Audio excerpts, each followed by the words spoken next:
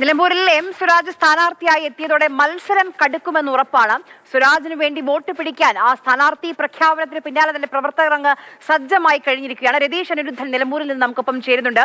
രതീഷ്, ശക്തമായ പോരാട്ടം അക്കാര്യത്തിൽ സംശയമില്ല. ഒരു ഭാഗത്ത് രണ്ടുപേരും ഇപ്പോൾ UDF-ന്റെ സ്ഥാനാർത്ഥിയാണെങ്കിലും LDF-ന്റെ സ്ഥാനാർത്ഥിയാണെങ്കിലും മണ്ഡലത്തിൽ നിന്നുള്ള മണ്ഡലത്തിന്റെ മനസ്സറിയുന്ന രണ്ട് നേതാക്കളാണ്. അതോടൊപ്പം തന്നെ പ്രത്യേകിച്ച് ഒരു പരിചയപ്പെടുത്തലിന്റെയും മുഖപരിചയത്തിന്റെയും ആവശ്യമില്ലാത്ത നേതാക്കൾ കൂടിയാണ്. ഇനി എങ്ങനെയായിരിക്കും നിലമ്പൂരിൽ തീപാറുന്ന പോരാട്ടം തന്നെയായിരിക്കില്ലേ നമ്മൾ കാണുക? വിജയപ്രതീക്ഷ ഉണ്ടാകണമെങ്കിൽ അത് സ്വരാജ് മത്സരിക്കണമെന്നായിരുന്നു മലപ്പുറം CPM ജില്ലാ ഘടകത്തിലെ പ്രധാനപ്പെട്ട നേതാക്കളുടെ നേരത്തെ മുതലുള്ള അഭിപ്രായം. പക്ഷേ CPM ജില്ലാ സെക്രട്ടേറിയറ്റ് അംഗമായതിനാൽ ജില്ലാ കമ്മിറ്റിക്ക് ഒരു നിലപാട് സ്വീകരിക്കുന്നതിൽ നിരവധി പരിമിതികളുണ്ടായിരുന്നെങ്കിലും ഈ പേര് നേരത്തെ തന്നെ മുന്നോട്ട് വെച്ചതാണ്.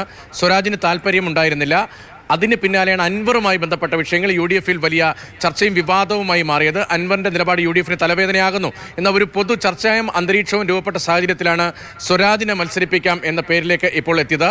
സ്വരാജിനെ സ്ഥാനാർത്ഥിയായി പ്രഖ്യാപിച്ചതോടെ വലിയ ആവേശമാണ് CPM പ്രവർത്തകർക്കും നേതാക്കൾക്കും ഉള്ളത്. ഏറ്റവും ഉചിതനായ സ്ഥാനാർത്ഥി, ശക്തനായ സ്ഥാനാർത്ഥി, വിജയിക്കാൻ കഴിയുന്ന സ്ഥാനാർത്ഥി എന്നതാണ് സ്വരാജുമായി ബന്ധപ്പെട്ട് പാർട്ടി പ്രവർത്തകരുടെ പ്രതികരണങ്ങൾ. അതേസമയം തന്നെ ആര്യൻ ഷൗക്കത്തിനെ അവതരിപ്പിച്ച് വിജയിക്കാനാകുമെന്ന ആത്മവിശ്വാസം സ്വരാജിന്റെ ഈ സ്ഥാനാർത്ഥി പ്രഖ്യാപനത്തിന് പിന്നാലെയും UDF നേതാക്കൾ പങ്കുവയ്ക്കുന്നുമുണ്ട്. നിലമ്പൂരിലെ പോര് അക്ഷരാർത്ഥത്തിൽ കടുക്കും, അതിശക്തമാകും, പ്രവചനാതീതമായി മാറും എന്ന നിലയിലാണ് ഇപ്പോൾ പ്രചാരണത്തിന്റെ തുടക്ക ദിവസങ്ങളിലെ ഇവിടുത്തെ ആകെ ഒരു അന്തരീക്ഷം.